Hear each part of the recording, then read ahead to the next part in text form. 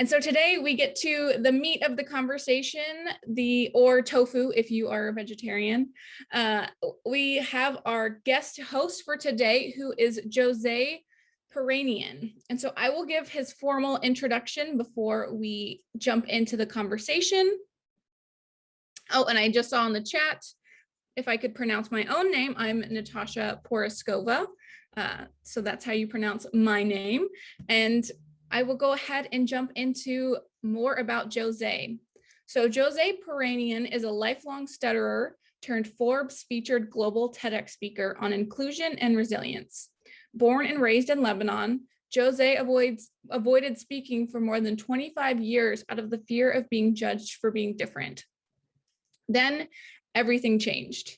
He won the Inspirational Speaker of the Year, delivered 2 TEDx talks, and performed stand-up comedy in 3 continents and 3 languages. Having graduated from McGill University with a bachelor's in organizational psychology from Queen's University with a Master of International Business, and from Cornell University with a certificate in diversity and inclusion, Joze has since delivered hundreds of stand-up comedy and speaking engagements about inclusion and resilience at Tesla, Dell, Diageo, Amgen, the HR Leader Summit, and the Hollywood Innovation and Technology Summit. With more than 3 million views on Goldcast, Joze has also been featured on TEDx, ABC, Forbes, Now This, and CBC. So with that, please give a warm welcome to our guest for today, Joze. Hello. Hi, Joze. Hi, Natasha. So good to be here, and I'll just confirm it for the sake of the audience. It is true. I do have a stutter. Everyone's internet is working just fine. Already starting with that comedy. I love it. So as we get started, I'd love if you could just introduce yourself in your own way. We heard your bio. We know a little bit more about you, but how would you introduce yourself in an organic way? Or what did we not learn from your bio? For more than 25 years, I did not introduce myself. I would often ask myself to speak or not to speak. And the answer was often to not speak, because why engage the world when I could hide in the isolating yet comforting cocoon of my own silence. And that was my story until the accolades that you kindly introduced me with. And I'm very excited about having this conversation with you today, and with the amazing audience that we have with us. And thank you, Lauren, for the message, and enjoy Mexico. Yes, enjoy Mexico, Lauren. I'm so jealous. So the first thing I'd love to ask is, what is it like to deal with a stutter?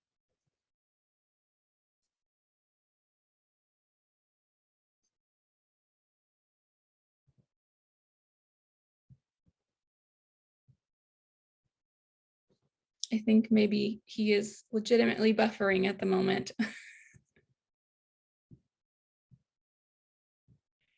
Is what? Oh, so if you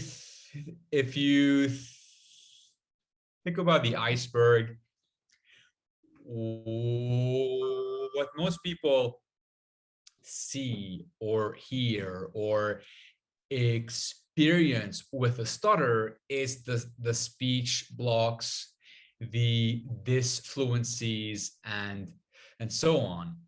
What actually also ends up happening underneath the surface is the shame, the guilt of being different, and the avoidance of people of speaking out of the fear of being judged. As Victor mentioned in the chat here, if you think about speaking Cuban Spanish as having a stutter, and you think about speaking Mexican Spanish as not having a stutter, in that context, chances are, if you are the only individual with a certain trait, there's a tendency to hide or to shy away from expressing our true selves with the world. So a big part of the experience of stuttering in that sense is similar to the experiences felt by members of different underrepresented or marginalized groups and communities. In terms of how it feels, I'll just use a metaphor of, if you want to type something and your keyboard gets stuck and you know what you actually want to say, but it gets stuck.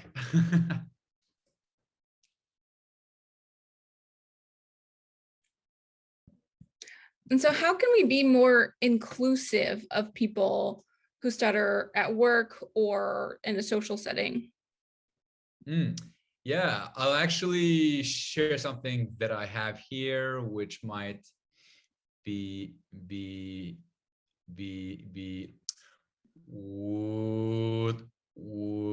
which might be useful.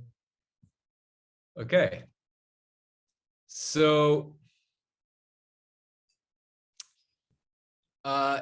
it's key to display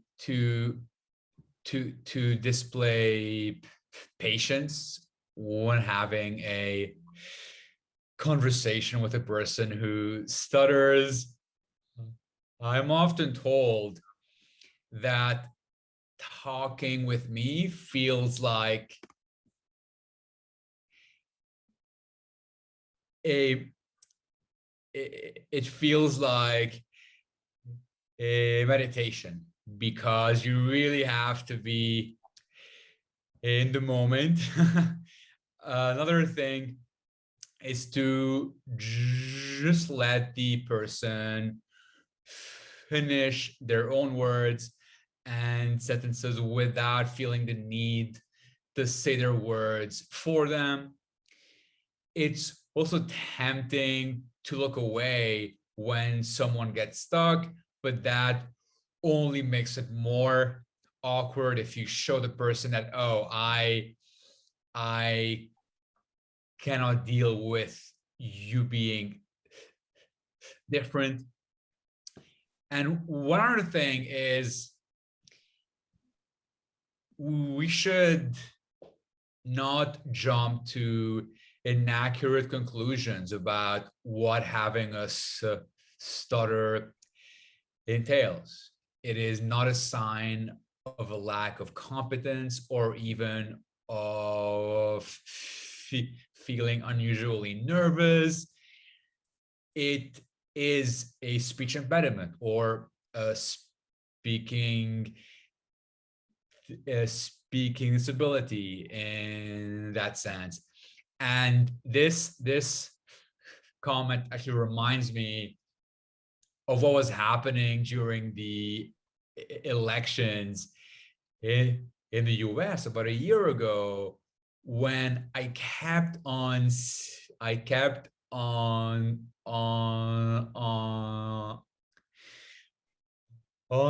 videos of Joe Biden surfacing online, where people were mocking his speaking patterns in the comments and saying that he is dealing with dementia, or he is saying, and obviously if someone is dealing with those issues, then that is a separate conversation. However, to jump to conclusions based on just the fact that someone has a stutter is something to be mindful of. And two more things. Everyone seems to have folk theories about people who stutter. I have heard so many of them. I would meet people who would tell me, oh, actually, you have a stutter because you were supposed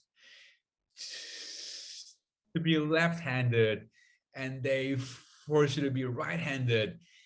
And I was like, no, I don't think that's the case, actually. And it's good to not say things without any evidence, because chances are the person who deals with a specific challenge, they have most likely done all the research already. They are most likely very knowledgeable about the background, and it might be unnecessary to impose those full theories. Yeah, so that's what I'll say for now in terms of some techniques. One last thing I'll mention for this question is, as an inclusive leader in your organization or on your team, if you do happen to have a team member who deals with stuttering and you notice that they are not speaking up in a meeting, as an inclusive leader, you also might want to take the initiative to check in with that person during the meeting, and to ask them if they had something to add. Yeah, and I want to let everyone know throughout the conversation, if you have questions for Joze, make sure to drop those in the chat, and we'll also make sure to get to them at the end of the conversation if you want to unmute yourself and ask your own question. Yes. But I wanted to touch on, in your bio, you talk about how you didn't speak for 25 years and how you silenced yourself. How did you overcome that fear and take ownership of your voice? Yeah, it is definitely an ongoing journey. I would say my single biggest aha moment in life has been that there are no aha moments in life.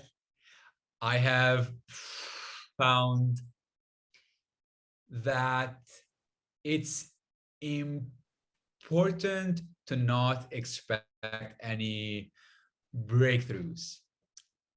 if you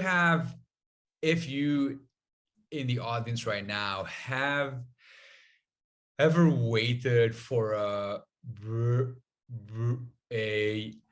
breakthrough in your life, if you could write "I have" in the chat, I'm intrigued to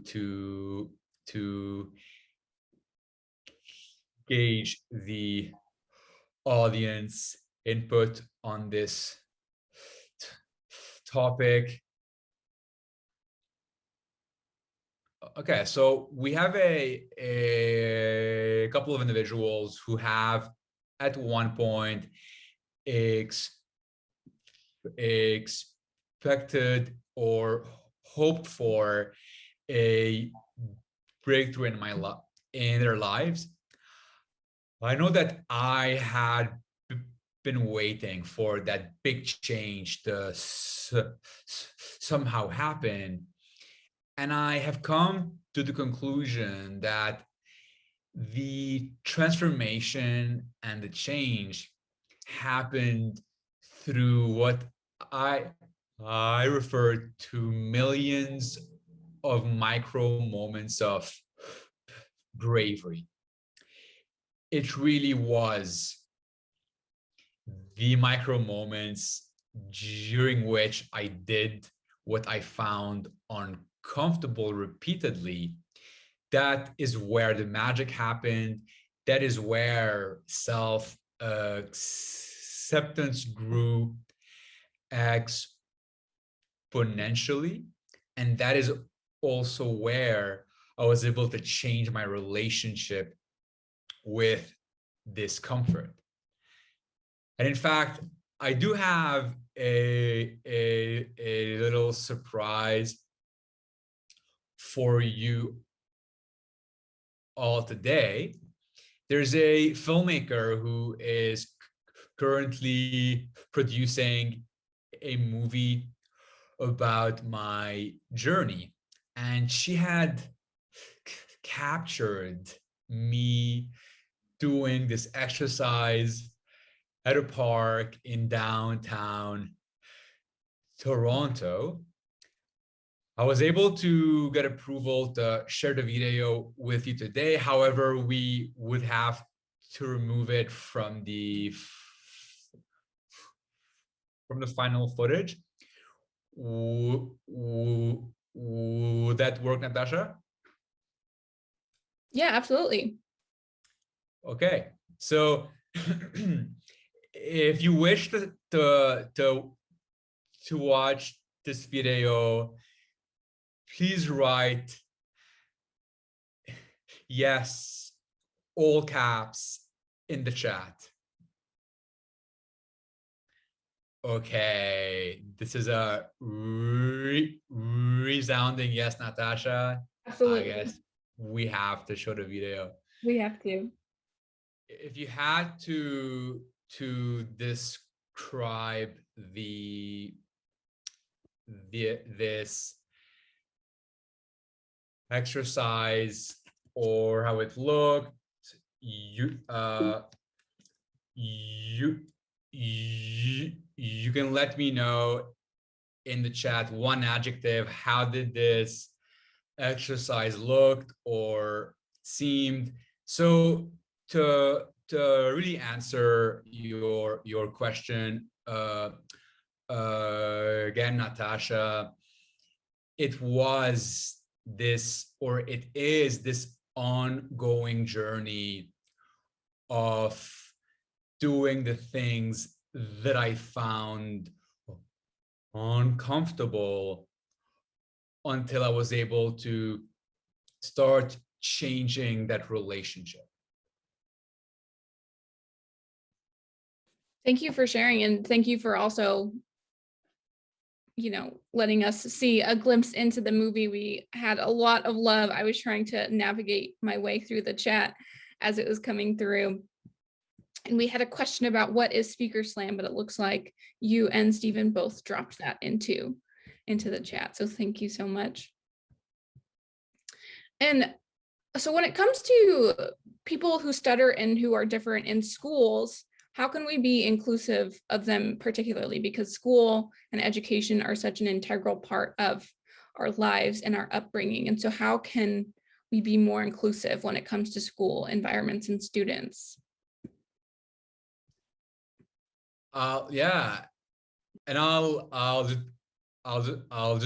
just briefly mention that that footage was taken before the pandemic. So it was taken, I think, in the summer of 2019. I do look forward to being able to do this again in the future. I haven't had the chance to practice this way in a while.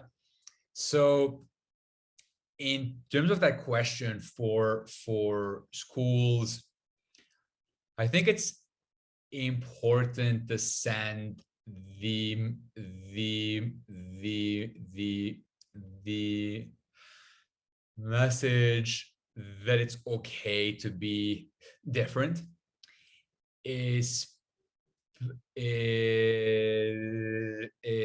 especially at that age when there is a latent tendency or pressure to want to fit in at all cost. And if you are different in a consistent way, that is maybe also that can invite some unwanted comments or unwanted reactions, then it is definitely important for that school, for the principal and the vice principal and the person in charge of of student life, to ensure that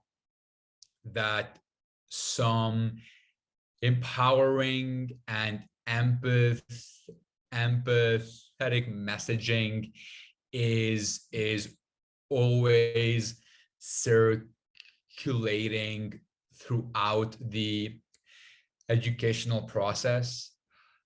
I know that when I was in school as an extremely insecure and anxious child, and especially teenager, I wish I had been exposed to a speaker like myself, who came to school and who told everyone that it's okay to be different, and that we have to own what makes uh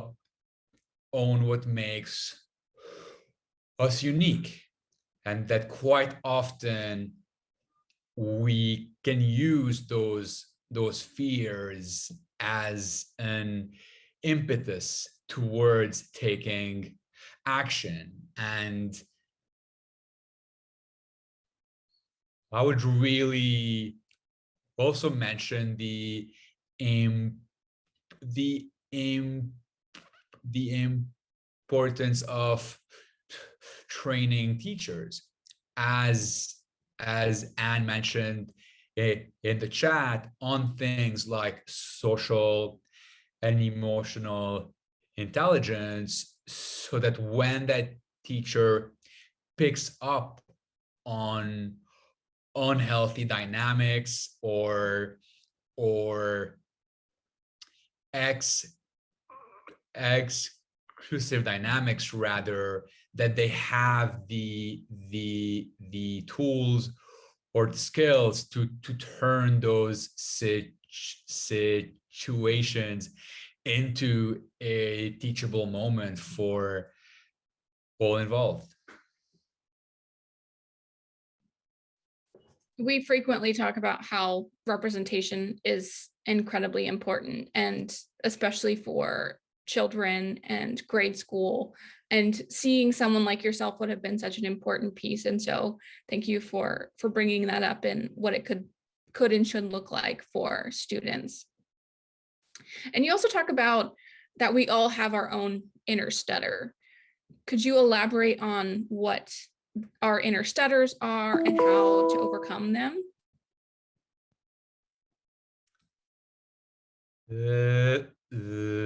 And yes, I agree about representation. Zoe is also making a very important point in the chat. There are some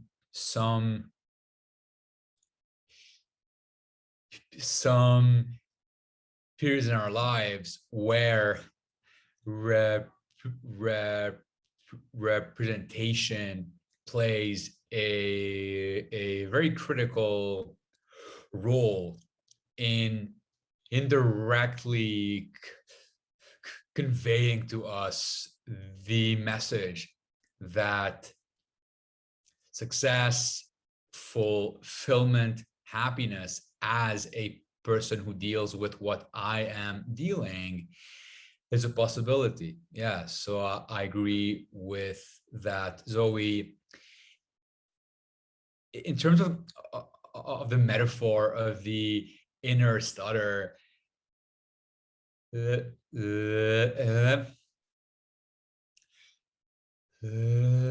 me ask everyone in the audience, if you have ever held back due to fear, please write yes in the chat.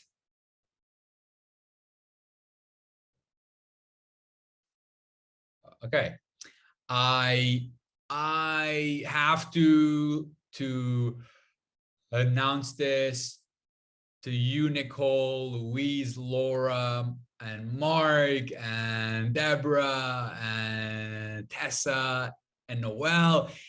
In a way, you all have a stutter. Whoa, whoa. When you wish to speak up in that meeting and yet you remain quiet, that's your stutter. When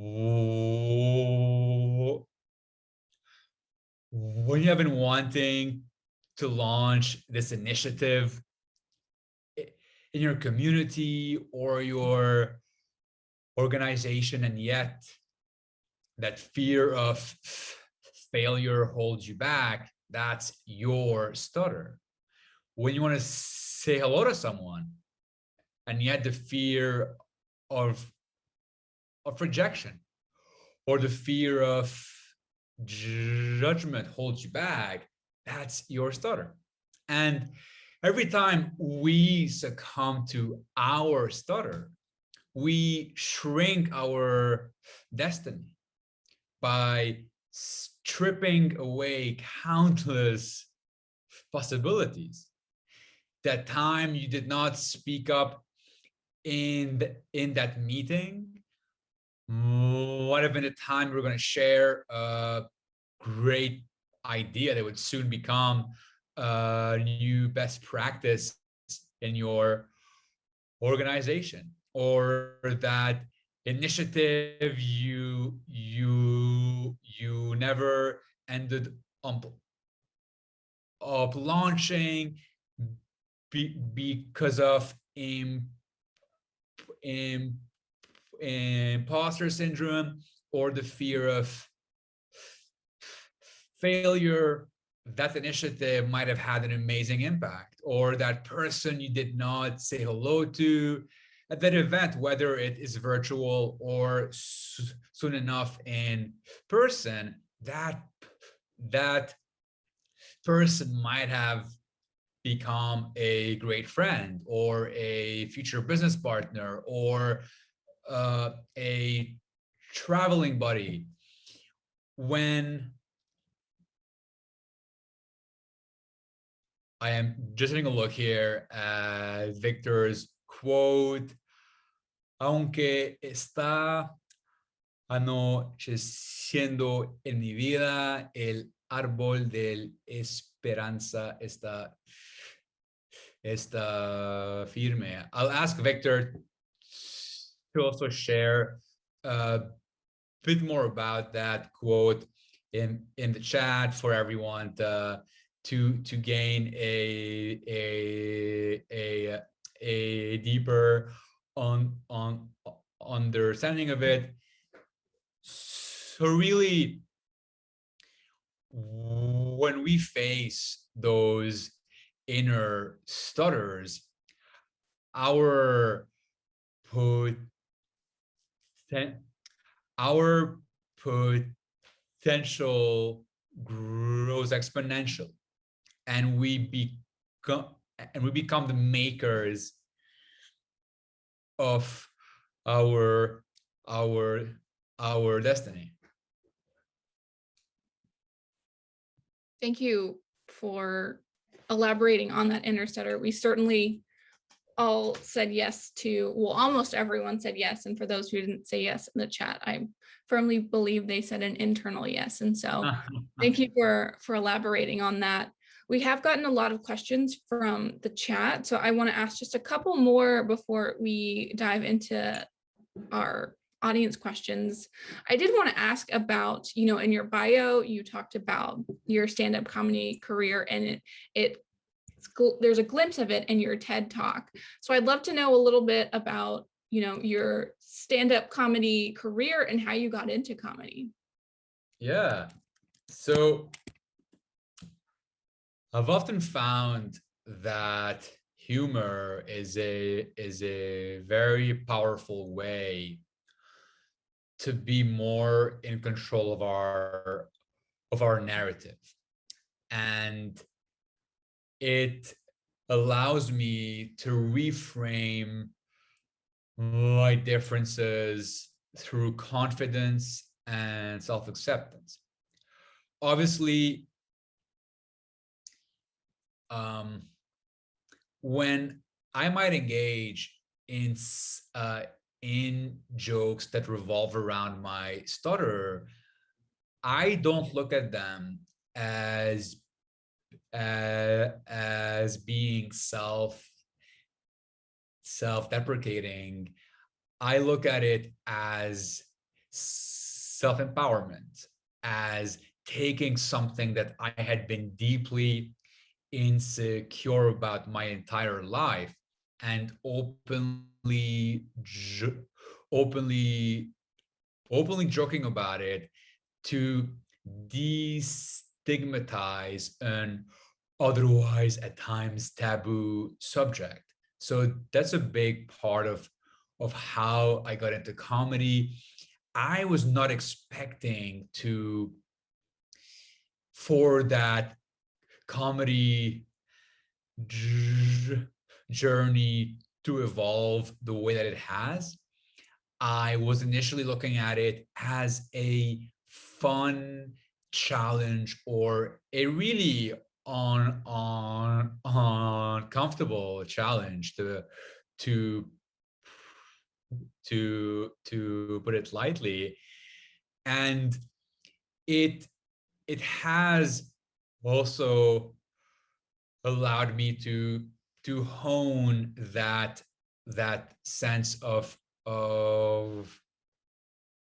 humor within the context of public speaking, so that now whenever I do deliver my keynotes on inclusion and resilience at organizations, conferences, or schools, I incorporate that stand-up comedy within it. Yes, and for those who have not seen Joze's TED Talk link, the link to it was dropped in the chat from my coworker, Mark. I highly recommend giving it a view. There's a lot of really tremendous points in there and great comedy as well. So I want to make sure, again, that we get to our questions from the audience today. Is there anyone in the audience who feels emboldened to unmute themselves? If not, we can certainly jump into the questions that came into the chat, but I just want to see if there's anyone that wanted to be able to ask their question directly to Joze.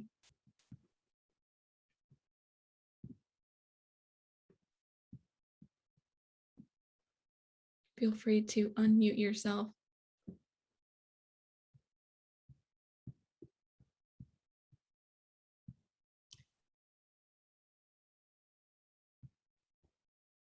If you wish to ask, and yet that inner stutter is getting in the way, I'll share something with you.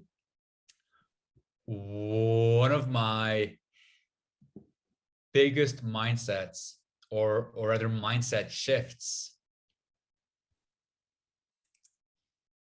was that fear and action are not mutually exclusive.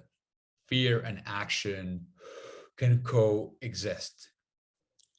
I have come to the conclusion, after hundreds of stand-up comedy and speaking engagements, that the fear never goes away. Our relationship with it, however, can change the drastically. We no longer have to wait for that fear to disappear before we start taking action.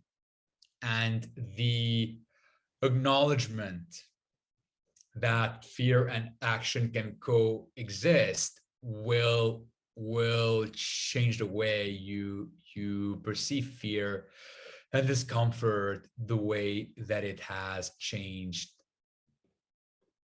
that for me.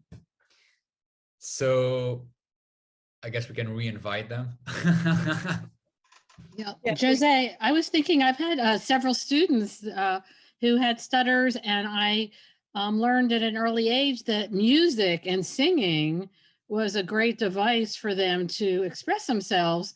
And I had one boy in particular who was so excellent at singing, and it really helped him perform and just grow in life. He actually went through medical school and is a very popular physician here in Dallas now.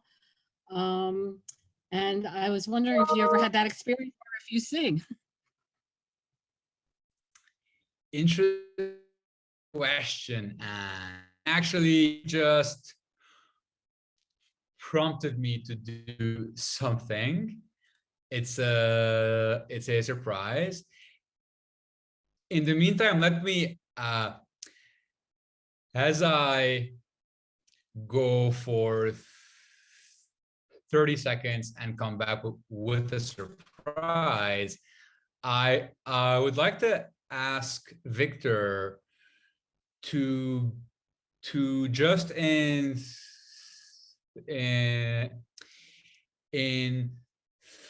30 or so seconds to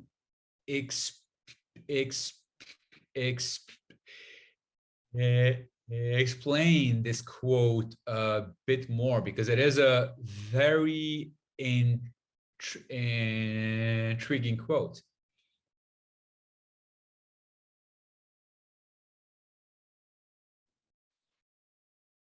I guess he's asking me to unmute myself, so I just did.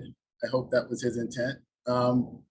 Real briefly, aunque esta noche siendo mi verdad is a way of saying, though darkness has fallen over my life, the tree of hope stands firm. And I personally have used this understanding to overcome challenges in business, in life, in marriage, raising children.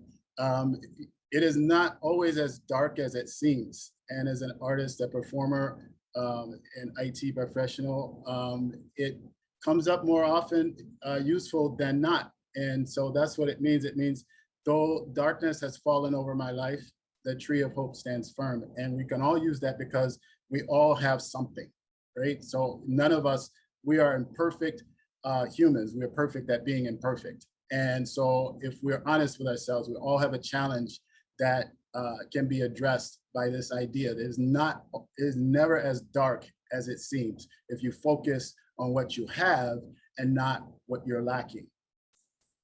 Is he back yet? No, but thank you so Should I much. stretch? Thank you so much, Victor, for that perspective. And look, perfect timing. Joze is back. Thank you so much. I have returned, Victor, and I was listening to this. Actually, you have just reminded me to watch that movie. I think the movie about Frida came out when I was way too young to fully comprehend its depths. So you have reminded me to actually rewatch that film through the lens of DEI and intersectionality. So I am very appreciative, and who knows, maybe and maybe there's an opportunity, Natasha, to have a movie night with the whole community and to actually discuss this film, because I'm sure that a lot of the themes that we are all really passionate about are covered. So when Anne asked me about singing is the only time that I do not stutter. And there is one song that I am going to perform the first few sentences. I did bring my guitar, and it's a song about finding one's voice. And I can't think of a more perfect song to include in this context. So 1 second, and I'll get into it. And okay, all right.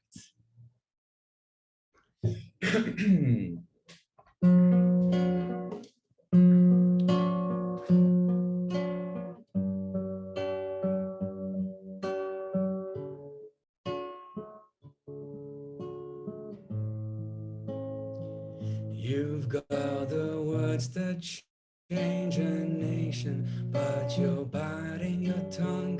You've spent a lifetime stuck in silence, afraid you'll say something wrong. If no one ever hears it, how we gonna learn your song? Come on, come on. Come on, come on, you've got a heart as loud as lion, so why let your voice be tamed?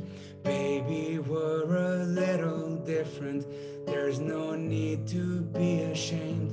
You've got the light to fight the shadow, stop hiding it away. Come on, come on, I wanna sing, I wanna shout, I wanna scream till the words dry out.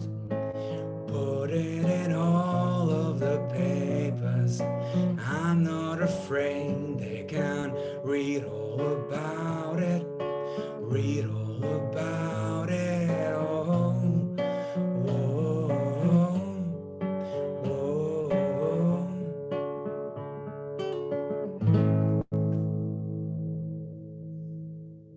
Oh my goodness. Feel free to unmute yourself and I'll clap. That way there's not just a silence. So feel free. Outstanding. Thank you. I love the way the metaphor combines with the minor key. That is perfect. I wish I wrote that. That was great. You'll have to sing it too. That was, again, this was not planned, folks. We did not ask for this question. That's right. Hey, send me the, if you have a recording of that, send it to me. I'll give you my email or LinkedIn. I would like to hear the whole thing. Me too. That was amazing, Jose. Yeah, that was wonderful. I appreciate all your words. I agree.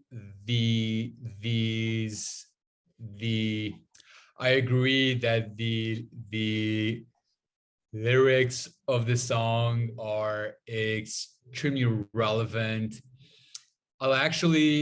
What I'll do here is, yeah, so do feel free to actually to reach out and to connect on LinkedIn. That's probably the best way. However, if you are an Instagram aficionado, that is also on there. My email as well, and there's also a guide for overcoming fears through my website. But yeah, I definitely welcome to connect with every single person here. I could sense that this is an absolutely beautiful community that was so perfectly curated by Dr. Nika White and her awesome team.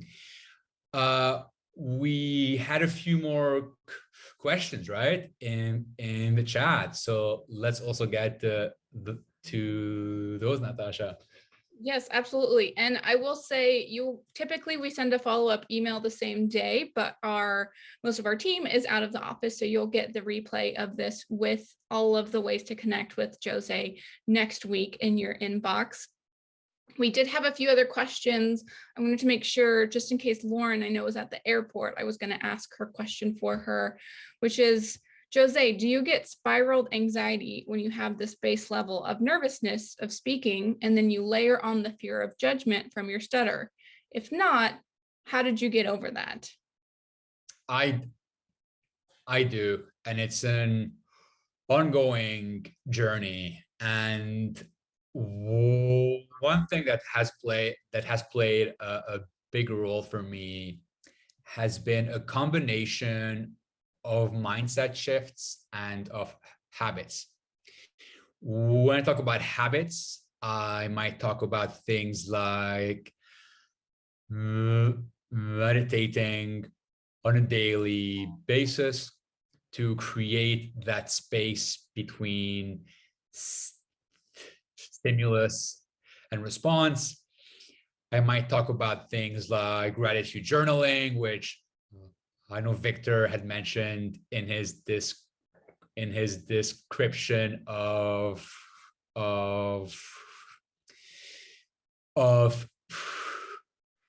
Frida's quote. I might also talk about reading. I find that reading self-improvement or positive psychology literature on a daily basis, especially first thing in the morning, that empowers me to start the day on the right foot.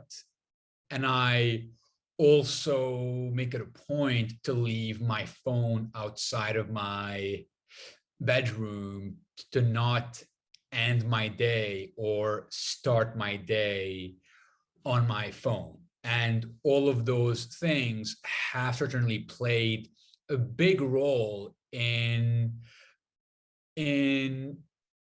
making the anxiety, whether it is more generalized or specifically related to the fear of judgment and the fear of speaking.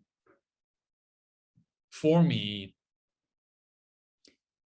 these are some habits that have played a big role. I'll also mention, of course, things like exercise and different types of breath work and sound baths.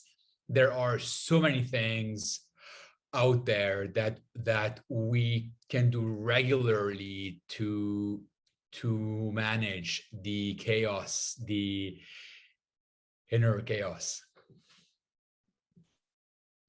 And we did have a question come in from Brooklyn. And Brooklyn, I saw you raised your hand in the Zoom room earlier. Would you like to unmute and ask your question?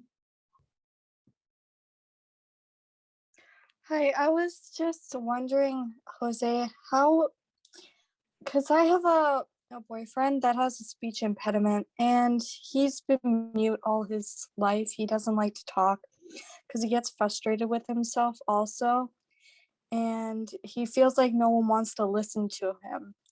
And I was also going to suggest that I would send a recording to him. Also, I feel like this would really benefit him. But how can I help him on my part?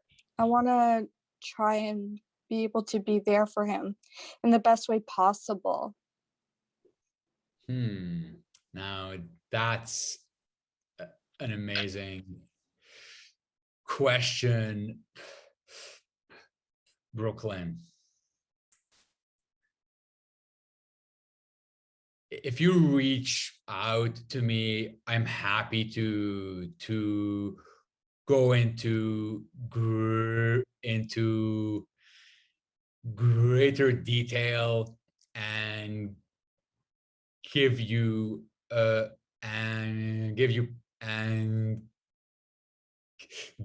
some proper guidance. However, to briefly answer this question now, I would say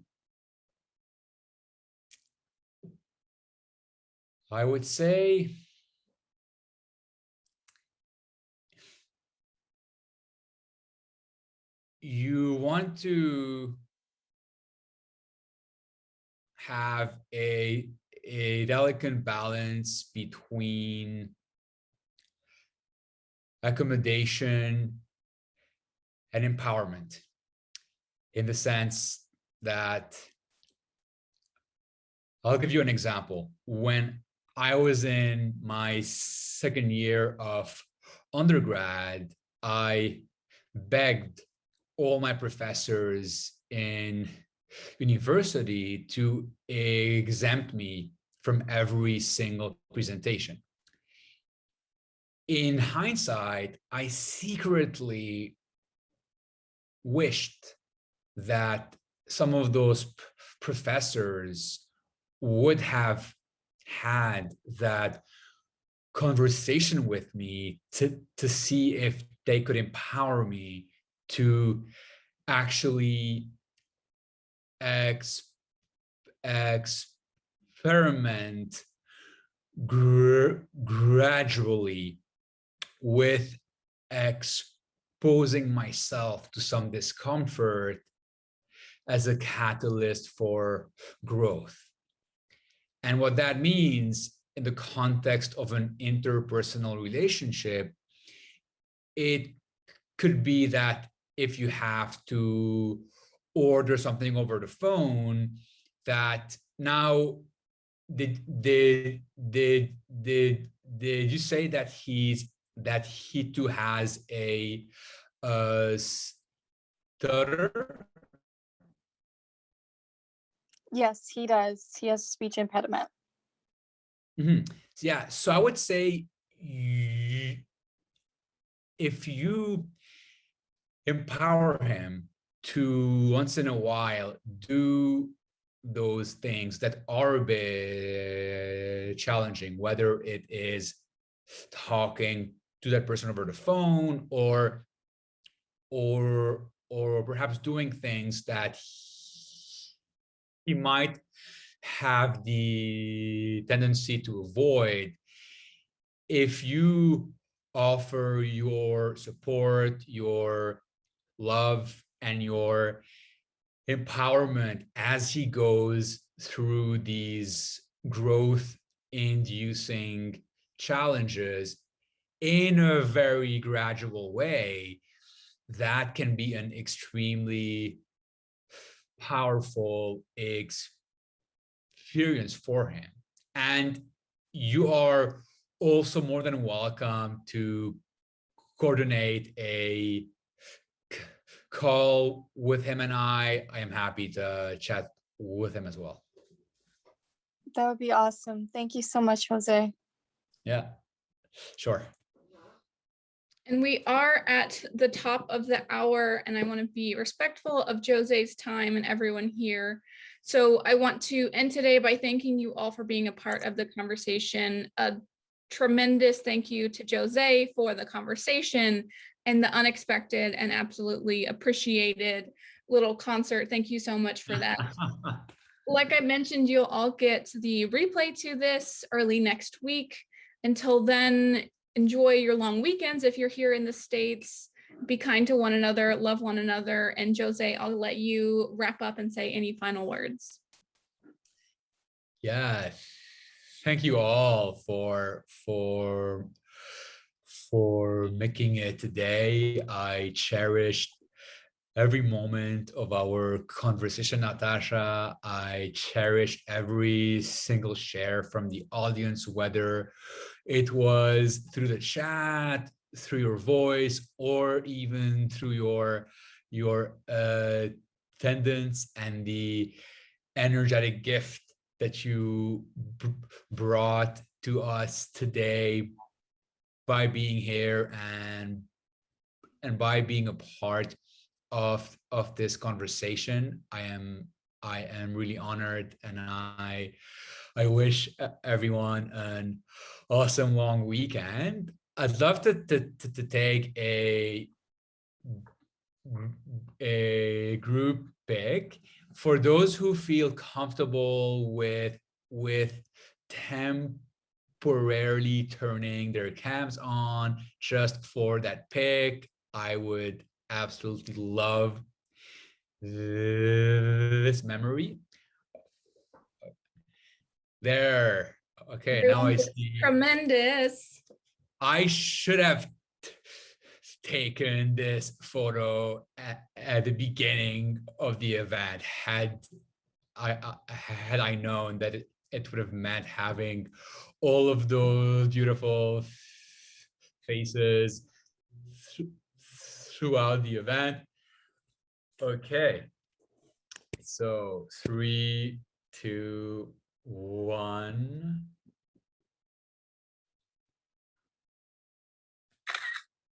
Fantastic. I'll upload this on LinkedIn, and do feel free to tag yourselves there. It'd be great to further connect. Thank you again, Natasha and Lindsay and Diana and